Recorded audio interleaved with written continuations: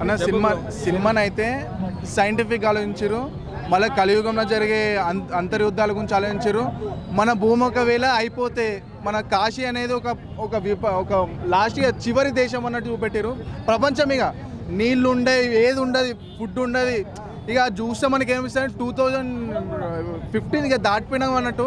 Super hit అన్న. అసలు చెప్పనీకి వస్తలేదు సరిగా కానీ 10 minutes అయితే అసలు ఎవడు ఎక్స్పెక్ట్ చేయడానా మామూలుగా లేదు. క్లైమాక్స్ అయితే సూపర్ వేరే లెవెల్, అసలు వేరే అద్భుతంగా. అసలు అమితాబ్ బచ్చన్ అందరూ సార్లు అయితే ఎగ్జామ్ చేసారు. ప్రభాస్ అన్నకు ఒక మంచి కంబ్యాక్ ఇది. అసలు 100% బాహుబలి 2 రికార్డ్స్ 100% క్రాస్ అయితే.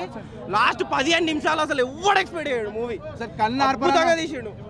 అసలు సీట్లో కూర్చోలే మేము. అసలు అద్భుతంగా ఉన్నాయి విఎఫ్స్. హాలీవుడ్ రేంజ్లు ఉన్నాయి.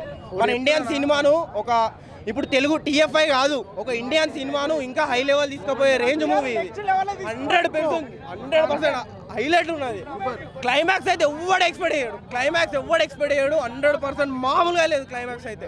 సినిమా మాత్రం సూపర్ హిట్ అన్న. సినిమా చూసినంతసేపు ఒక కలియుగం, ఒక అర్జునుడు శ్రీకృష్ణుడు యుద్ధం చేసి సినిమా చూపించాడు అక్కడ.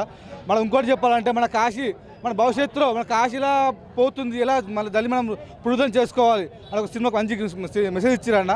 ఇంకోటి ఇలాగే మంచి మూవ్స్ చేస్తూ, ఇలాగే మంచి చేస్తూ మన ప్రభాస్ అని ఎప్పటికీ ఇలాగే పైన ఉండాలని కోరుకుంటూ, బాహుబలి 2, 1 ఇవన్నీ వేస్ట్ అన్న. దీని ముందు అన్ని వేస్ట్. ఆ రికార్డ్స్ బద్దలు కొడుతుంది, కంపల్సరీ బద్దలు కొడుతున్నా. ఇంకోటి నా ఈ సినిమాలో కాశీ గురించి అద్భుతంగా చూసారన్న. కాశీలో ఎలా మనం ముందు కాశీలో రాబోయే కాలంలో కాశీ ఎలా నాశనం కాబోవాలి, ఎలా మనం మంచి చేసుకోవాలి, ఇంకా మంచి జరుపుకోవాలి, దాని గురించి మాత్రం చాలా అద్భుతంగా చూపించారన్న. కృష్ణ అర్జున యుద్ధము దాన్ని బట్టి ఇంకా చాలా అద్భుతంగా ఉందన్న.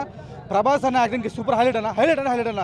ప్రభాస్ 1, 2 సినిమా వేస్ట్ అన్న. దీని ముందు ఓన్లీ బాహుబలి మన పోయింది. మోస్ట్ కల్కి మూవీగా, కల్కి దిస్ బెస్ట్ మూవీ అనిపిస్తుంది అన్న. జై ప్రభాస్. కల్కి మూవీ ఒక ఇంటర్నేషనల్ మూవీగా చెప్పుకోవచ్చు. ఎందుకంటే ఇవాళ యంగ్ రెబల్ స్టార్ అనే వ్యక్తి పాన్ ఇండియా స్టార్.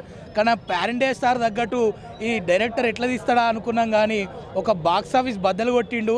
ఒక బాహుబలిని బీడి చేసిన వ్యక్తి మళ్ళీ తర్వాత కల్కి డైరెక్టర్ అని మేము చెప్పుకోవచ్చు. ఎందుకంటే కల్కి సినిమా చూస్తుంటే గూమ్స్ బంప్ బద్దలవుతున్నాయి. సినిమా చూస్తున్న కొద్దీ అసలు కృష్ణార్జున యుద్ధం లైవ్లా ఏదో మన కళ్ళ ముందు అయినట్టే కనిపించింది.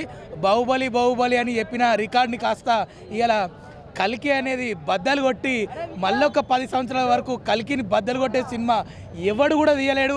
అది ఎవంతరం కూడా కాదు.